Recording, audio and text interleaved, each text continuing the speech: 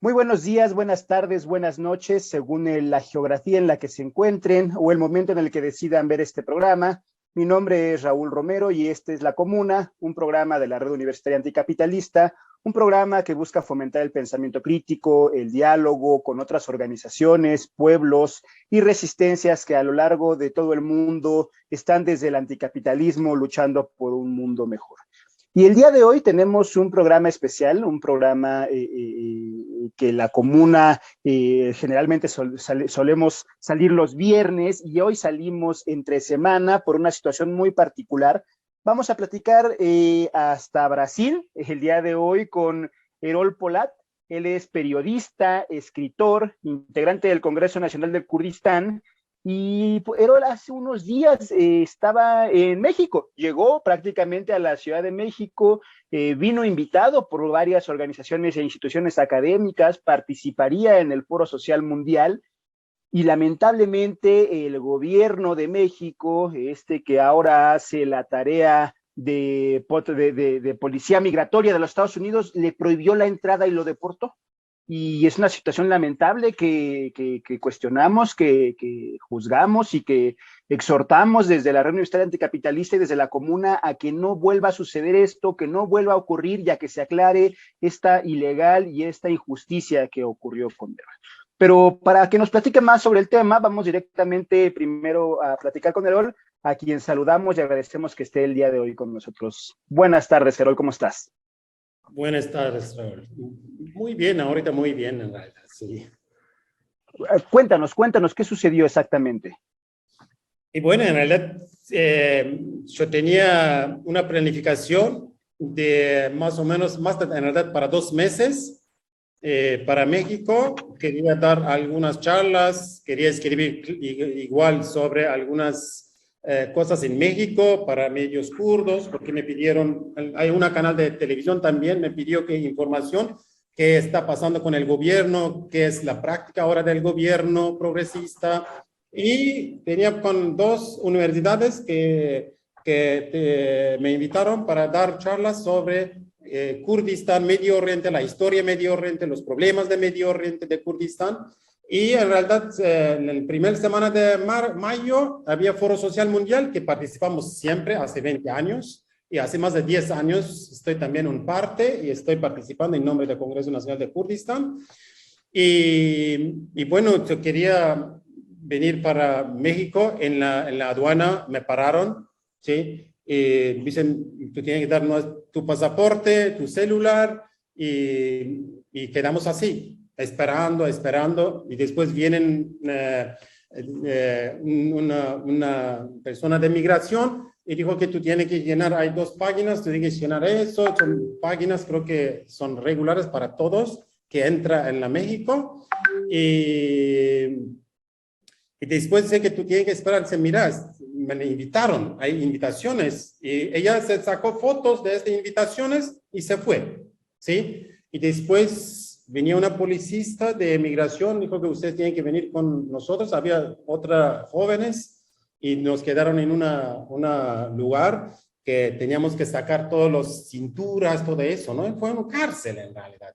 No sabía qué está pasando, porque otra vez, última vez creo que yo venía en 2018 a México, me pararon igual, pero después de 1 hora, 2 horas dicen que bueno, tú puedes ahora entrar, ¿no? Porque tenían igual mismo invitaciones, pero esta vez no hicieron nada. Y le pregunté al policía, dice, ¿qué está pasando? ¿Quieren explicar por qué están parando de mí? Y dice, bueno, la inmigración va a explicar, pero no sé, estamos esperando que inmigración da algo de información a nosotros igual, ¿sí? Entonces, habían más de 10 jóvenes, mayoría de Colombia, Bolivia, 2 de Brasil, Y yo pregunté de ellos, dice que queremos ir a Estados Unidos y no nos dejan entrar. Y bueno, estamos en un lugar donde deportan en Estados Unidos, ahora estadounidense. Dice, en realidad sí, porque había una que fue en realidad la segunda vez que estaba allá y deportaron o querían deportar a él. Y así esperamos que alguien dará información. Y después creo que de 10 horas esperamos y dijeron, bueno, ustedes ahora se van. Había un chico de Brasil y dicen, hay aviones, van a deportar a ustedes, sin decir nada. Y hasta este tiempo, hasta que en la puerta de avión no nos dan nuestro celular para que podamos hablar con alguien, para que puedan apoyar, ¿no? Para que puedan hacer algo. Y no, el pasaporte no dan a nosotros el pasaporte. Y el pasaporte, acá en Brasil, la Policía Federal tenía nuestros pasaportes y así llegamos a Brasil, sí, sin información, sin nada. Eso fue en realidad lo que ocurrió allá. Tremendo, tremendo, Erol. Un poco, seguramente estarás enterado, pero para ponerte en contexto a ti y a quienes también siguen esa transmisión, México, el gobierno mexicano, el gobierno actual de México, que se denomina progresista, ha endurecido sus políticas migratorias. En los últimos años ha instalado una política incluso de pedir visa a ciudadanos y ciudadanas de otros países a los que generalmente no ocurría. El día de hoy México le pide visa a ciudadanos y ciudadanas de países como de Brasil, de Venezuela, de Ecuador, y bueno, ni contarte lo que sucede en la frontera sur de este país, donde el maltrato y criminalización de personas de origen centroamericano, pero también de personas de origen africano ha sido criminal, bastante criminal, una política que no puede ser clasificada como progresista, ni mucho menos como de respeto a los derechos humanos. Así que, Erol, yo quiero decirte que este gobierno no representa la política internacionalista y de solidaridad que ha caracterizado a los pueblos y a las organizaciones de México, que siempre buscamos tener puentes con organizaciones de todo el mundo que precisamente están buscando hermanarse y solidarizarse y que desde luego esto no representa el sentir de este carácter internacionalista y solidario de muchas de las organizaciones que estamos en México. Ya. Y bueno, eso es así, pero por último, este gobierno controla a todos, ¿no? Controla y, bueno, creo que cosa más peligrosa es no, para mí como individuo pueden parar, pero los estadounidenses creo que quieren controlar todo el continente, no solo personas que ellos no quieren que entren en este continente. Igual en el futuro creo que van a decir, esta empresa no puede entrar, esta empresa no puede entrar, esta persona no puede entrar. Así controlan el territorio. Puede ser, van a decir a chinos, los chinos no pueden entrar, no quieren que ellos entren. Entonces, creo que ese es el problema más grande que está pasando en este continente. Los estadounidenses tienen acuerdos, controlan todos los países. Todos los países, quién entra, quién sale. Y bueno, hace 3 días, en Turquía, la policía alemana y policía de Turquía tomaron cocaínas que se va de este continente a Turquía, Medio Oriente, y 3 toneladas de cocaína. Y Estados Unidos está controlando este continente. ¿Y qué está pasando con esta cocaína? ¿Dónde llegan esta cocaína? Y los turcos llegan a Medio Oriente. Son todos empresarios de turcos. Entonces, y así controlan quién entra, quién no entra. Ellos eligen. Ese es, creo que el problema más grande con todos los países, que tienen que luchar y frenar eso. Que los Estados Unidos no controlan los países, ¿sí? No sé. Claro, desde luego. Sí, justo ese es uno de los grandes temas que estamos viviendo ahora en América Latina. Todo parece indicar el reposicionamiento de Estados Unidos en todo el continente, precisamente frente al ascenso de oleadas antineoliberales y de insurgencias populares como las que hemos vivido en Chile últimamente, en Colombia, en México, desde luego, que hay un endurecimiento mayor todavía de la política norteamericana hacia nuestros países, hacia las resistencias, pero también, como tú bien dices, hacia la criminalización de la migración bajo la idea de combatir al terrorismo o de combatir a las drogas, se criminaliza a sectores y a organizaciones que luchan por soberanía nacional, que luchan por un bienestar, por democracia, por justicia, por un bienestar de sus pueblos. Esto sucede en América Latina y desde luego también sucede en Europa, en Asia y en otros países. Entonces, sí, desde luego ahí esta lucha antiimperialista que busca también controlar quiénes entran y quiénes salen de los países es clave como parte de esta hermandad que tenemos en las resistencias. Sí. Sí, pero cuéntanos, tú ya estabas comenzando a decirnos, Eol, venías y esperamos pronto puedas venir en verdad a México a dar conferencias, a escribir, a conocer, a hacer el diálogo de las resistencias entre regiones del mundo.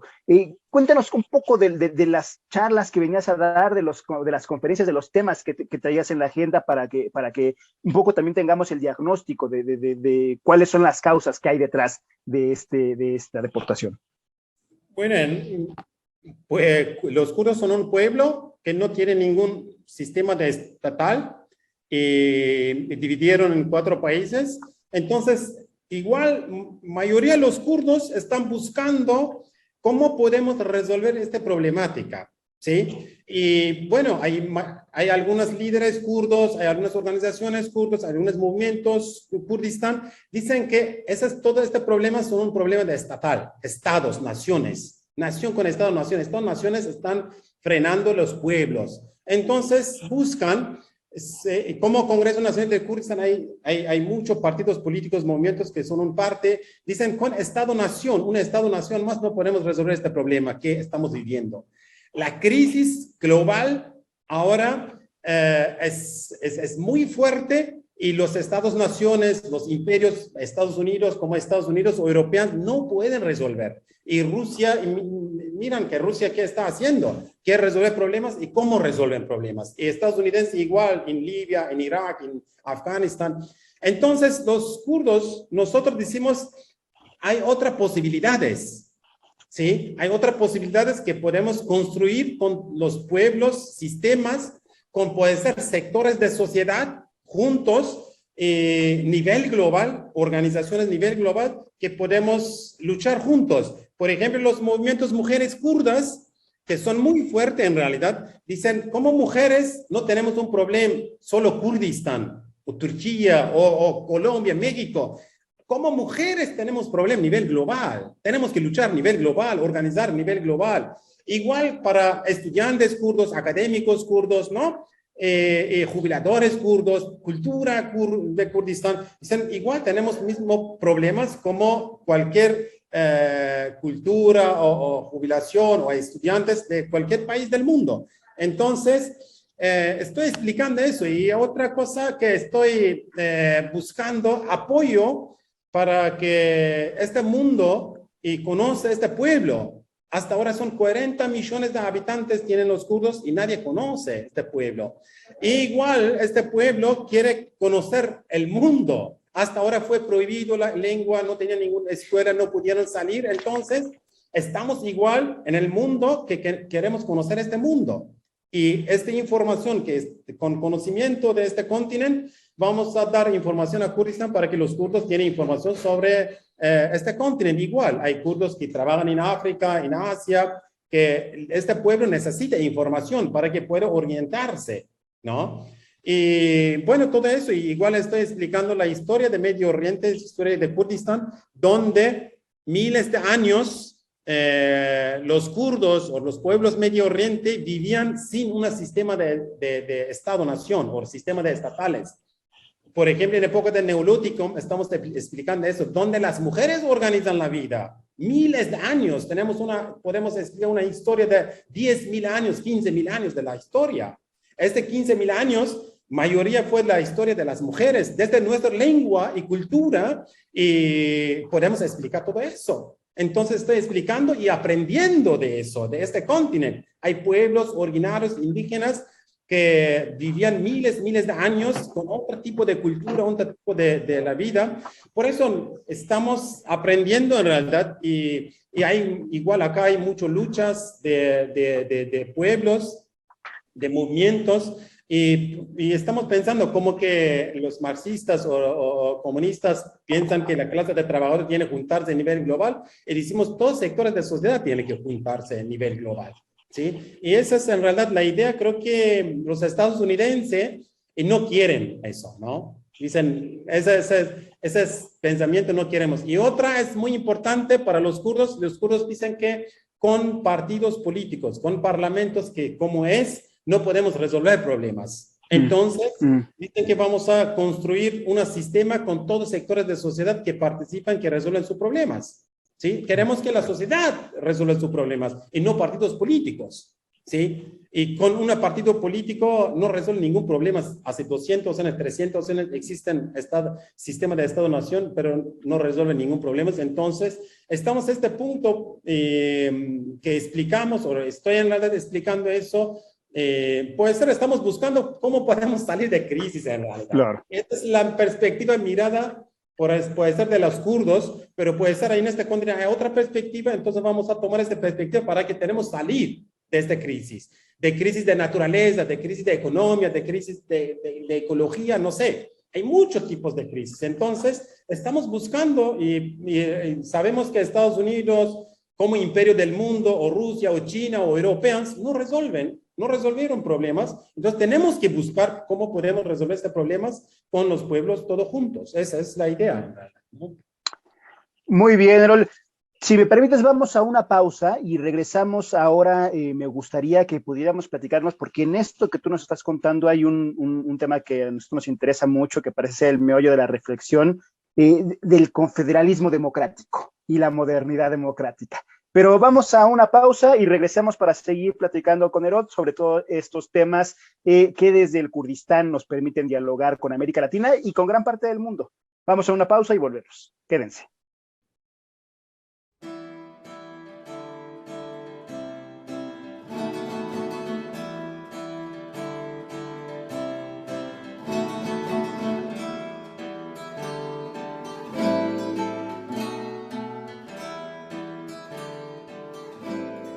Alina Sanchez was born in San Martín de los Andes in Neuquén, Argentina in 1986. She was all love, all contagious happiness since she was born, and was always searching for freedom. In 2011, she went to Kurdistan to learn from the revolution. Afterwards, she completed her medical degree in Cuba and went to Rojava, where she was the first internationalist from Latin America who came. This also made her a bridge between the people of Rojava and Latin America, which she took very seriously. This connection has remained until today and is very special. Heval Legerin especially dedicated herself to contribute to the establishment of an alternative health system in Rojava, one which would be able to fulfill the needs of the society under the circumstances of war, displacement, and embargo. The topic of ecology was also very close to her heart, and she gave a lot of time and importance to this topic. On March 17th, while she was on her way to a meeting with an organization in Hasake, she was in a car accident and lost her life. Martyr Legerin was best known for her incredible warmth, kindness, and care that she treated everyone she met with, and for great passion and loyalty she had for the Kurdish cause. She did every task, big and small, with passion, no matter how difficult, which enabled her to approach her idea of a better society. Alina was looking for freedom everywhere and always said that women are the main component of society. Alina said, "The world with the color and attributes of women would create another society." Legerin continues to inspire and affect people even in death. She lives on in us and our memory as an extraordinary example of what a true revolutionary should be like. Gracias por seguir con nosotros en La Comuna. Estamos platicando con Erol. Él es integrante del Congreso Nacional del Kurdistán, quien hace unos días estuvo en México y fue deportado, pero que estamos utilizando las tecnologías para que parte del mensaje que traía Erol llegue al público que en México nos sigue, que estamos por acá y también a otras partes del mundo. Y bueno, en primer lugar, recordarles, invitarlos a que vean ya una primer conversación que tuvimos también con la intelectual kurda Azize Aslan a propósito de su libro, y en la cual pudimos adentrarnos, tener una primera entrada a qué significa el Kurdistán, cuál es su lucha, su historia, sus características, y que nos ayuda muy bien también a conectar con la conversación que hoy estamos teniendo con Erol. Y Erol nos decía en el bloque anterior que en el contexto de la crisis civilizatoria, por llamarlo de alguna forma, de la crisis multidimensional que se vive en el mundo, que es alimentaria, que es migratoria, que es de derechos humanos, que es económica, surgen alternativas, algunas que están ahí desde hace siglos, ¿no? Construidas por los pueblos principalmente. Y Erol, junto con las organizaciones de las que forma parte, representan perfectamente a una alternativa que está ahí, que ha llamado mucho la atención en América Latina y en el mundo, que es la resistencia y la alternativa que están construyendo desde el pueblo kurdo, y a la que ellos, si no mal entiendo, han llamado o han denominado una corriente importante como el confederalismo democrático y la modernidad democrática. ¿Me equivoco, Erol? ¿Cómo es esto? ¿Cómo lo anunciarías tú? Bueno, la paradigma se llama confederalismo democrático femenina y ecológica. Así se llama el sistema que los kurdos dicen que es una alternativa del sistema de Estado-Nación, ¿sí? Y bueno, confederalismo democrática, la parte de democrática de ese sistema, sé que los participantes en una asamblea o en un congreso, en un parlamento, no solo partidos políticos. ¿Por qué decimos los partidos políticos no resuelven problemas? No resolvieron problemas y un partido político no puede gobernar solo, es no posible. Ese es el problema por el Estado-Nación. Entonces, hicimos, todos sectores de sociedad tienen que organizarse como asambleas, ¿sí? Como mujeres, estudiantes, académicos, deportivo, cultura, justicia, protección, policía, todo tiene que organizarse y participar en asambleas en nombre de su sector. Queremos que nadie hable en nombre, por ejemplo, de estudiantes o de mujeres, porque un partido político tiene que hablar en nombre de sectores de sociedad, de jubiladores o no sé, de académicos, porque ellos no pueden participar directo en un sistema asamblea y organizan y hablan sobre sus problemas para que puedan resolver sus problemas con otros sectores de sociedad, de un barrio, de una ciudad, de un país. Entonces, los kurdos se están construyendo hace 20, 25 años en Turquía, en Europa, donde viven los kurdos, organizan, quieren resolver sus problemas sin un sistema de Estado, sin una jerárquica de Estado, ¿sí? Entonces, funciona, ¿no? Hasta ahora puede ser, en el futuro no va a funcionar, por eso se llama modernidad democrática. La modernidad, moda es para un tiempo, ¿no? Dice, por ahora, los líderes o movimientos kurdos dicen, por ahora, solo con este sistema podemos resolver el problema que estamos viviendo, la crisis. Después de 10 años, 15 años, no sabemos, puede ser, tenemos que pensar otra vez. Pero por ahora, ese sistema podemos resolver con participación de todos los sectores de sociedad. Esa es el parte de democracia de este sistema. Y cuando se juntan los sectores de sociedad, cada sector de sociedad tiene que organizarse igual como asamblea. Asamblea de académicos, asamblea de estudiantes, asamblea de justicia, asamblea, no sé, se juntan, o de cultura, o de deportivo. Y esas son, cuando se juntan, esta confederación de asambleas en un territorio, en un lugar o en un barrio. Y el parte de confederación es eso, de esta parte de grupos de democracias. Entonces, de parte de femenina, decimos, el gran problema es no no tienen las clases de trabajadores. El gran problema del ser humano fue el último 5.000 años con las mujeres. El gran problema es mujeres, con las mujeres. Entonces, mujeres tienen que participar siempre en la mitad mujer, la mitad hombre. Cualquier sistema, tú quieres organizar un partido de fútbol, la mitad mujer, la mitad hombre, ¿sí? Y esa es la parte de femenina para que participen las mujeres en el sistema. Y decimos, en Kurdistán no hay clase de trabajadores, son todos campesinos, pero hay un problema con las mujeres y la mitad de sociedad son mujeres. Entonces, por eso las mujeres kurdas en los últimos 30 años organizaron un sistema, estructura que ganaron No, el pueblo kurdo no ganó con un partido solo, ¿sí? Todos los partidos después de cuando destruye la Unión Soviética perdieron, pero los kurdos no. ¿Por qué? Las mujeres lucharon, dicen, bueno, nosotras tenemos un problema con patriarcalismo, entonces nosotras vamos a luchar, vamos a seguir, y no solo en Kurdistán, en todo lado del mundo. En el causa mujeres de nosotras, entonces vamos a luchar. Y así es el parte de femenina. Y otra parte es de ecología, porque decimos, por ejemplo, Stephen Hopkins dijo que antes que él murió, dijo que tenemos que salir de este mundo porque en 100 años no podemos vivir más, ¿sí? O así destruimos nuestro mundo, nuestra madre tierra, ¿sí? Entonces, en realidad, las mujeres kurdas igual, nosotros nombramos nuestra revolución, o revolución kurdista es la revolución de las mujeres, pero las mujeres kurdas igual dicen, cualquier sistema puede ser perfecto, pero sin funciona el sistema de ecología, no podemos sobrevivir. Entonces tenemos que hacer una revolución cuando hay una necesaria revolución por madre tierra. Tenemos que proteger nuestra madre tierra. Estamos perdiendo nuestra tierra, nuestro mundo.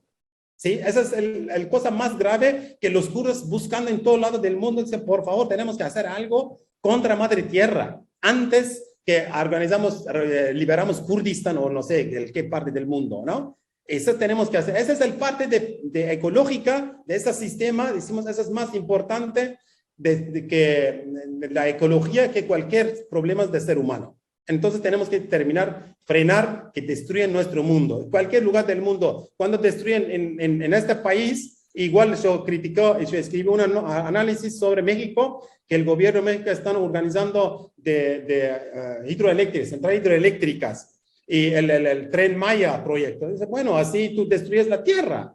Esta tierra es no solo tuyo, esta tierra es de nosotros, todo ser humano de este mundo. Y los kurdos igual dicen que cuando tú destruyes acá algo, los kurdos dicen, este es mi problema.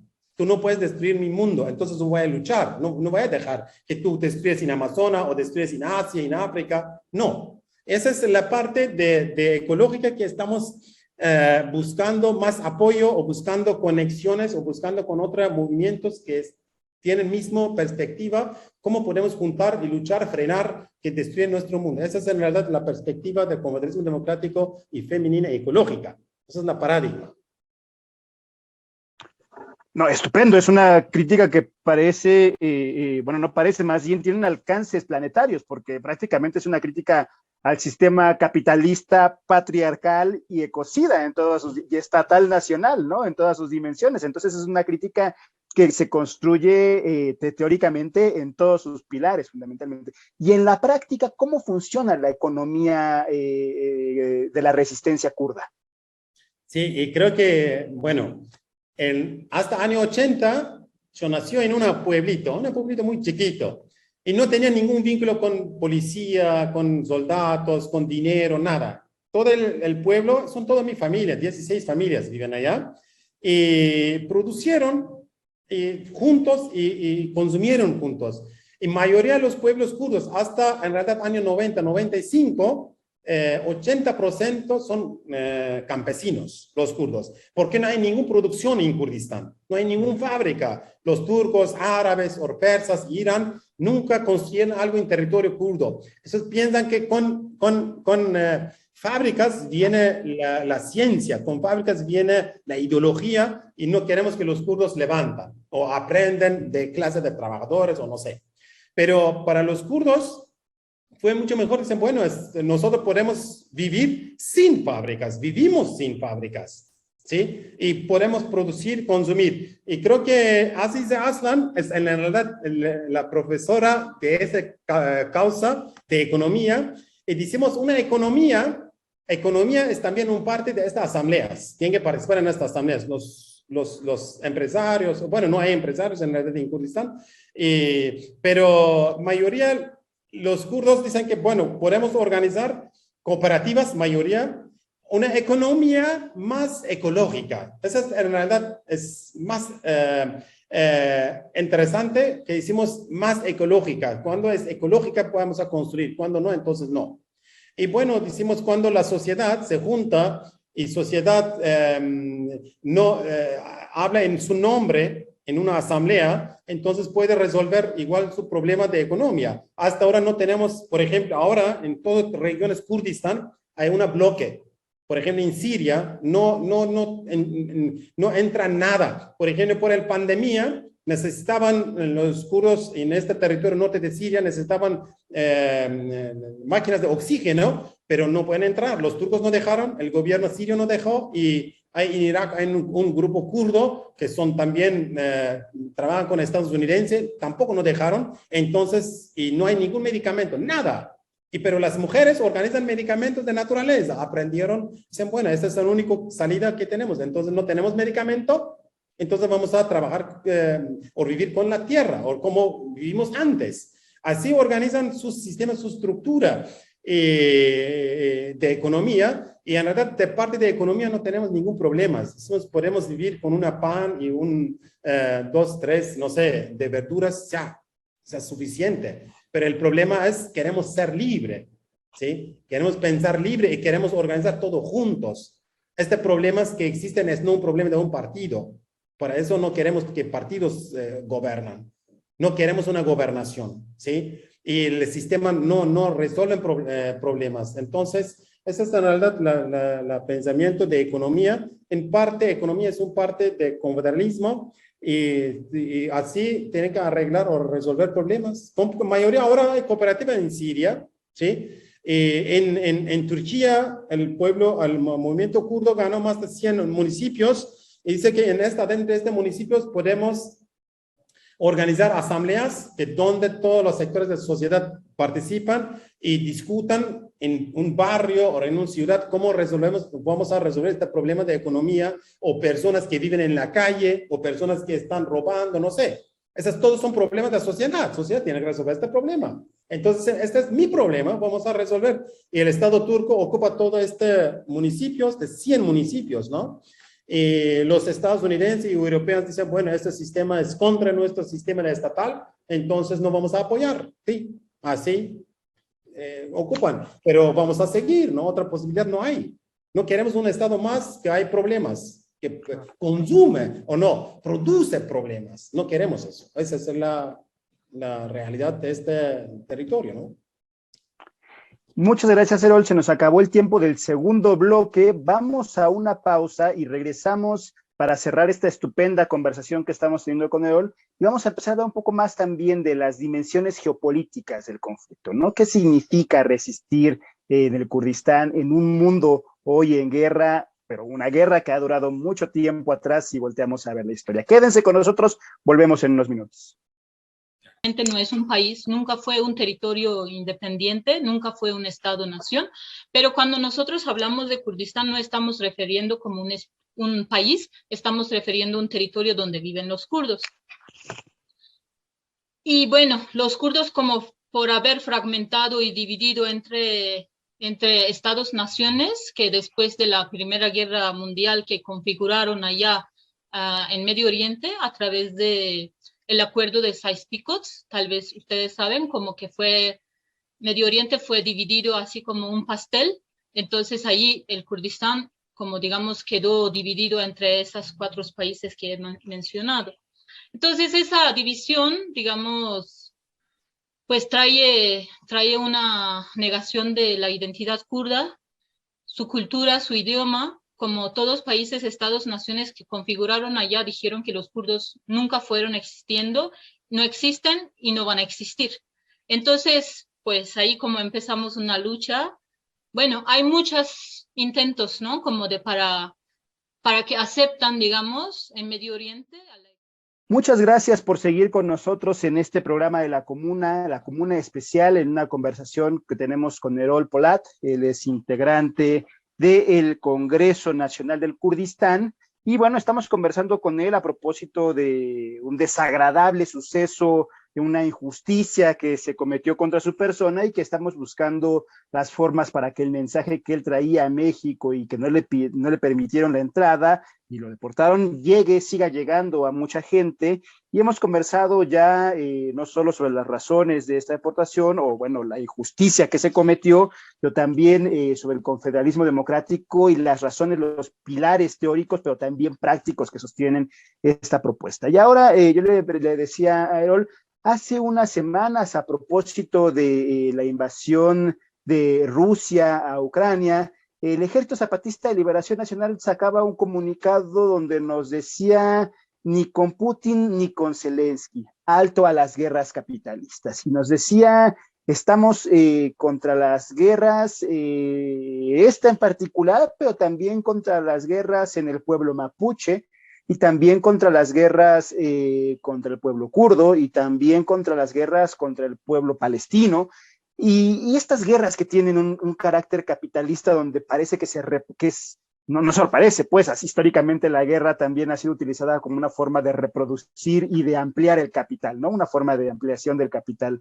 En el contexto actual de guerra planetaria, de destrucción ambiental, ¿cuáles las condiciones, el carácter geopolítico de la resistencia del Kurdistán? Bueno, en realidad Kurdistán como el región, Mesopotamia en realidad, es adentro de 3 continentes, África, Europa y Asia. Él es corazón de estos 3 continentes. Y tiene una historia, como hablamos antes, una historia muy, muy larga. Todos los sistemas de Neolítico de las mujeres, el patriarcalismo, el imperios, primer esclavos del ser humano en Babilones, en Sumeria, todas las religiones monoteístas, en realidad mayor a la filosofía, todo nació en esta región. Esta región es muy, muy importante para el ser humano, ¿sí? Porque Europa, norte de África y Asia, son 75% del ser humano viven en este territorio, 75%, ¿sí? Y consumen y producen en este territorio. Entonces, tú quieres ser un imperio del mundo, tú tienes que controlar este territorio. ¿Y dónde es la mitad de este territorio? Es Medio Oriente. Tú tienes que controlar Medio Oriente para que tú controlas China, Europa y África. Puedes mandar o puedes distribuir tus productos. Y por eso estadounidenses están en Irak. En Irak no hay muchas cosas. O en Siria. En Siria hay desierto y tampoco no hay petróleo, no hay agua, no hay nada. ¿Por qué están Rusia y Estados Unidos en Siria está peleando, no? Ese es por el control del territorio. ¿Quién controla Medio Oriente? Controla el mundo. Él se dijo una embajada de Kazajistán en China. Y eso es igual en los territorios kurdos, son en la ruta de seda, en la ruta de transportes que los chinos están construyendo desde de China hasta Mar Mediterráneo, ¿sí? Y Kurdistán es en el corazón. ¿Quién controla este territorio? Y controla en realidad todas estas rutas, ¿sí? Ahora los europeos necesitan gas y petróleo. Este gas y petróleo viene de países árabes, de Qatar, de Saudi Arabia, o de Bahrein, y ellos llegan a este petróleo desde Turquía, Kurdistán, Turquía o Europa. Y bueno, cuando tú no controlas Kurdistán, territorio kurdo, entonces no puedes llegar tus productos. Entonces, esa es la cosa muy importante para los países después de la Primera Guerra Mundial, Francia e Inglaterra, dicen vamos a dividir Kurdistán para que controlan árabes, controlan persas y controlan los turcos. Los turcos tenían imperio antes, los persas tenían imperio, los árabes tenían imperio. Entonces, tú quieres controlar estos 3 pueblos y usa a los kurdos contra ellos. Y toda la historia fue así, hasta que los kurdos dicen, no queremos más. No queremos luchar contra nadie. Vamos a construir nuestro sistema, vamos a vivir con todos los pueblos que hay. Pero esa fue política de Inglaterra, ¿no? Y ahora Estados Unidos está siguiendo con esta política. Hace 2-3 días, bueno, Rusia está atacando de Ucrania. En realidad estoy de acuerdo con el comunicado de zapatistas. Es así. Rusia es no una alternativa, es también un país capitalista, quiere más sistema quiere ganar más. Esa es la idea de Rusia, de Putin, ¿no? Y entonces es una alternativa de Ucrania. Están peleando para quién va a controlar, o Estados Unidos o Europa, o Rusia, China. ¿Sí? Ese es el control sobre Ucrania, sobre cualquier país en realidad es así. Entonces, decimos, estamos no de acuerdo con estas guerras. Esta guerra es no de guerra de pueblos. No tenemos ningún ganancia de eso. ¿Sí? Como pueblos ucranianos o rusos, y los rusos son pobres, y con esta guerra contra Ucrania no van a ganar nada. Igual los pueblos europeos no, solo empresarios están perdiendo o ganando, algunas ganan, algunas pierden, ¿sí? Y bueno, por eso no queremos ser un parte de estas guerras. Y bueno, Medio Oriente igual es muy importante, creo que por su territorio, su lugar, y igual en realidad ustedes también ahora tienen, creo que cosa puede ser positiva, en realidad cuando nos miramos la economía de este país, este continente también está bajando, pero normalmente cuando hay guerra en Europa, Primera y Segunda Guerra Mundial, y aprovecharon latinoamericanos, ¿sí? Gobiernos latinoamericanos, en realidad esos necesitan alimentos, gas, petróleo, y todo tienen ustedes. Tú no puedes ir a África, y a África no hay, en Medio Oriente tampoco no. Entonces, van a venir por acá los europeos o el estadounidense, por eso quieren controlar este continente, muy importante, controla este continente para que tú controlas alimentos, petróleo, todos. Y por eso creo que los chinos están construyendo una canal más de Nicaragua para entrar en el Caribe. Esa es la guerra, estos conflictos, ¿no? De ganancia, de conflicto mundial, ¿no? Exactamente, y justo esa necesidad de energéticos, de alimentos, de mano de obra, se traduce también en otra guerra contra los pueblos que defienden los territorios, precisamente, ¿no? Contra los pueblos que defienden los recursos naturales. En ese contexto, la resistencia contra las hidroeléctricas, la resistencia contra el transísmico, la resistencia contra el Tren Maya, que sabemos son, en el caso de México en particular, pero que también conectan a Centroamérica y a otros más en Latinoamérica, son parte de esa infraestructura que necesita el capital para que esos energéticos logren moverse de una geografía a otra como parte de esa economía global. Erol, muchísimas gracias. ¿Algo más que quieras decirnos?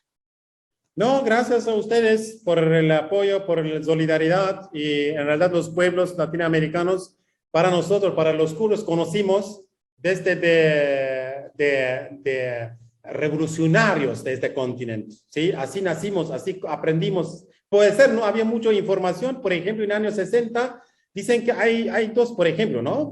Dicen hay dos jóvenes como Che Guevara, Fidel Castro, están luchando, y dicen, ¿cómo? No sabemos, no había información en nuestro idioma, pero dicen, hay que luchan contra capitalismo. Dale, vamos. Y eso es la realidad de este continente, así conocimos este continente, ¿no? Entonces, con los pueblos, creo que esas que puedo decir por último, gracias. Y bueno, un abrazo a todos y todas que están escuchando a nosotros. Un abrazo. La gente que quiera conocer más de la lucha de Kurdistán, ¿en qué página puede seguirlos? Esta es la página Kurdistán América Latina, donde traducimos todo el día informaciones dentro de Kurdistán por este continente, sobre mujeres, sobre ecología, sobre economía, sobre la guerra, cualquier cosa que está pasando en Kurdistán Medio Oriente, publicamos de allá, y pueden seguir de kurdistanamerica.org, de allá. Pues, Erol, muchas gracias nuevamente por esta charla que ha sido estupenda. Siempre el tiempo es muy breve para poder seguir hablando sobre estos temas.